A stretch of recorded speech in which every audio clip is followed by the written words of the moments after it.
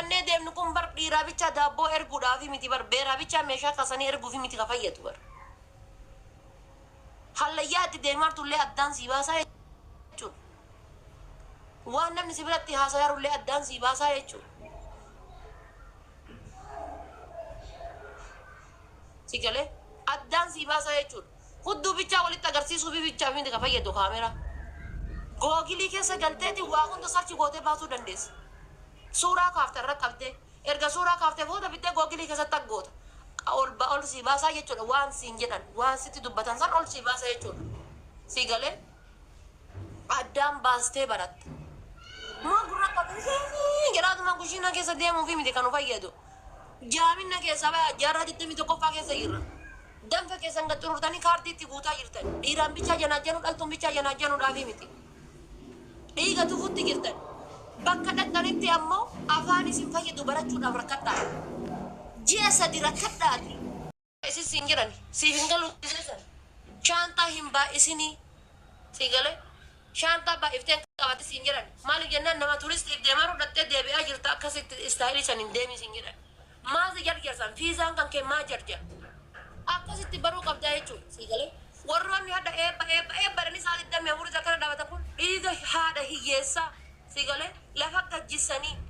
kun du'ee reeffasaa allaattiin nyaatteeti jechuudha sii galee dhiiga namaatiin gadhaabatanii yoo xiqqaate paarsantii 10 hin ga'u namni danfee gadhaabatee jiru jechuudha dhiiga ilmaan hiyyeessaatiin gadhaabatanii eessallee hin gayan garuuyyuu alhamdulillah mootummaan barana xarra godhee manni diiggame sun hundi mana dhiiga miskiinaatiin dhaabate haqa namaati deeni namaati jechuudha sii galee nama muraasa kan kushiinaa keessatti danfee irraa diiggame irra caalaan isaanii warra deeni namaati kan irraa manni akkas irraa diiggame sun sinin galaa miti kanaafuu biyyarraa bayuuni warroota dhiiraa seera qabeessa wanni jedhamu tokko hin jiru odoo seera qabeessa ta'e wannummaan tikkeettii lama harkasi kaayaniif hin jiru tikkeettii lama wanni harkasi kaayaniif kaakaris kan amma akka hoolaatti oofaa jiran dubaayillee kan akka hoolaatti isin oofaa jiran kuweetillee kaasin dura isin boochisaa turan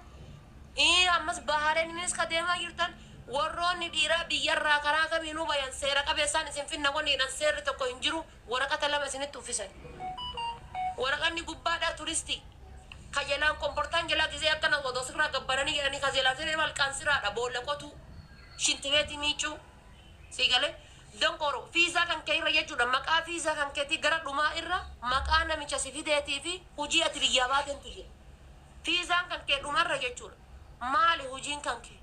dhumarra jira fiizaa si ergan waraqata boodarra aansanii siif ergantu jira waraqata isaan boodarra aansanii siif ergan san dhumarra laali maqaan namichaa eenyu jedha maaliin si fidan fiizaa dhuunfaati moo fiizaa kaampaaniiti kara dhumaa irra laala donkoroon kenna ammoo baasaboora akkana qabatee baasaboora keessa waraqaa adii jira si qallaasoo jedhanii hin beeku jedha kun eerpoortii keessa dhaabate kutaa 9 barattee ingilifa dubbisuu hin beeku barsiisaa yuunivarsiitii waraqaan isaa maal akka jedhu hin beeku barataa yuunivarsiitii waraqaan isaa maal ijoollee takkana garree waan ufi waan siurreem jennaan ahmad jedheen hawaldaariu jennaaniin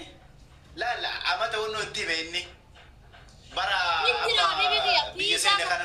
asirratti gubbaa kanarratti impiloomantii jedha dippiloomantiin isaanii abadu asirratti jechuudha impiloomantii jedha maqaa baasaboora keetii wantoota baasaboora kee irra jiran qaba bakka kanatti dhuma irratti ammoo maqaa nama si fidee san qaba maqaa nama si fidee eenyu si fidee Muhammad Abdallaa Minaamina yoo jedhe nama dhuunfaa irraan dhuftee jechuudha dhufeetti ammoo almaaliyyoo alkaraamaa aljinnii aldubaayii almaalii ka jedhu yoo ta'e maqaa kaampaaniiti jechuudha kunniin dhuma fiizaa kan keetii irra hin jiraa jechuudha maqaan nama saniitiin maqaan hojii keetiitti jiraa jechuudha akkasitti addaan baastee ilaaluu qabda biyyatti hafuu qabda irra ammas dallaalaaf inshallah hillim jedhee haafu malee birrii guutuu xumurtanii birriin kanfalina birrii keessaniin hudduu baasanii birrii keessaniin lubbuu baasanii gaafa dhuftanii nutti himattan ammoo nu arrabsan dhaabatanii bar maal abbaa keetii fiddasin jedhan Dubai keessa teettee Itoophiyaa miliyoona takkatti kennitee irraa fudhachuu hin dandeettu because inni Dubai keessa si bira jira miggarmina gardammoo Dubai keessa si bira jira isa Dubai keessa si bira jiru wannummaan ati akkaawuntii Itoophiyaa irratti birrii galchitee kaatee booda dhuftee haadha faateetti himattummaa denne Dubai si bira jira miti akkaawuntii Dubai irratti galchiif akkaawuntii Dubai irratti akkaawuntii Dubai inni qabaa namni kun akkaawuntii Dubai irratti mallaqa galchiif achi fuudhee Itoophiyaa galfata. Seeraan akkana qabdee irraa fuutaa jechuudha. Fideetiin akkaawuntii kan inni si kennu akkaawuntii Itoophiyaa si kennu. Gaafate Dubaayitti naas kan jettee mala abbaa keetii fiddaa siin jedha kootume mala abbaa keetii fidda. Mintaa maxaalle siin jedha. Yala ni gar mintaa maxaalle. Mala abbaa keetii fidda deemteetuma koonsartii kaanii kan nattee waliin birrii nyaatamte. Dhiirri akka beeraatiin nyaatama beerri akka dhiiraatiin nyaatamte koonsartii madaqanii waliin akkana godhatanii oolaa galan. Miliyoona tokko Itoophiyaa irraa nyaate miliyoona lama Itoophiyaa irraa nyaate sargi manamaa dhaqanii achi jedhanii rabbii jedhan gastii gubbaa bayanii quuftanii kennitanii quuftanii ofirraa baastanii kennitan quufattis kennitan ofirraa. Namni akkamitti nama eenyummaa isaan beekne miliyoona tokko Itoophiyaa baaseetti kenna gimmaash miliyoona akkamitti baaseetti kenna nama eenyummaa isaan beekne eenyu akka ta'e namni isaan beekne jechuudha. Mee akkaminatti himaame waggaa sadii haadha faatee jala jirtan waggaa sadii mubaarakiin jala jirtan argaa jirtan akka ilmi namaa imimmaan booyaa jiru imimmaan akka namni booyaa jiru. Ani wallaahi hin kennu ani obboleetti tiyyaa amaneetti hin kennu obboleetti tiyyaa amaneetti hin kennu ani mallaqa an obboleeyyan kiyyaaf gaafa mallaqa ergu yoo birrii Itoophiyaa 50 erge kun obboleettiin tiyya jala kana jirti 50 Itoophiyaa yoo erge nama lamaaf ergee 25 akkaawuntii isaanii dhuunfa irra galcha obboleeyyan kiyya garaa waliin dhiifaman because wanni kun mallaqa jechuudha mallaqa wanni kun obboleettiin tiyya safiyyaan jala kana jirti inki jirti naanaa jirti. Isi daf dhuunfaa isiitti galchaafi taaniifis dhuunfaa isaaniitti galchaafi maa birrii kuma kudhan hin taane kenniif jedhee itti hin himu jechuudha. Digalee mallaqa biratti namni ni jijjiirama. Akkasitti yaaduu qabdan hassaabuu qabdan. Ruuzii bichaa gara akkaataa xaffeedhanii fi distii bichaa akkatti miicaan baruu bichaa maal isin fayyada? Tiktookii kanarra numa jalan jirtanii taap godhaatuman ooltanii nu jala teessanii. Akkamitti nyaattamtan? Amalee qoofiraan kunniin jechuudha mana madaamii keessaa gadi baatee gisee taaksii widdee diraayivariin kiyya dhufaa jira itti kennii shibirrii si ergaaniin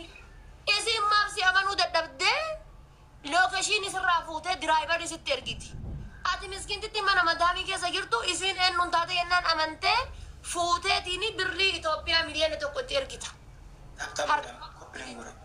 Argitee harkaa fuutee. Akkana sabbata irraa baafate isiin maaf si amanuu diddi maaf kana hin yaadinaa isa maaf sin amanne inni ka fuudhee fideetiin miliyoona walakkaa miliyoona askan jedhee sirraa fuudhu suni dura qabdii askan harkatti askan sin jedhu sun maaliifi sin amanne ati sani dhalte moo ni dhalchite moo soddaa keeti ati eenyu maaf isa amantaa Wudde diraayivarii dhufee ishii taaksii itti gadi bahi jennee wudde barsiilkiin kaaftu haga birriin sun harkaa baatu wuddeedha wudde itti kenni kan sanyii tiyyaa wayyee itti kenni ishii barnamitti tuna waamee gara fooqii kana ol bahee ishii gisee gadi baatee itti kennitu diraayivariin kun eenyu akka ta'e hin beektu ka argaa makiinaa iskiriin fuudhu gaafachuu hin beektu barna harkaa fudhatee deemellee jechuu dandeessaa bara. Arabatti himachuu dandeessa. Na harkaa fudhatee deeme. Akkanatti gisee hangati bahu balbalaafotti akkana na harkaa fudhatee deeme. Kunoo taargaa isaatti suuraa kaafadhe jettee taargaa isaa kan qileessa seensisuu dandeetta makiinaa san jechuudha. Akkana gadi baatee itti kenniti bar shaashii akkana godhatte. Akkana itti kenniti birrii kun ola. Akkana fuula akkana godhataa. Birrii akka qabattee akkana godhataa. Gaaf kana si salgatti birattee itti dabalte kaasuu irratti. Hello, sitti kennitee iddatti kiyya fulus kilaasuu keesh. Aga taaksii sun birri san isii biraan kan qofa silkii sirraa qabda cinqan kan silkii sirraan kaafte. Chaansiin ati qabdu gastiin mubara keera dhuftee mimmaan kana kan lamaan hin ganna. Ay. Maal taate?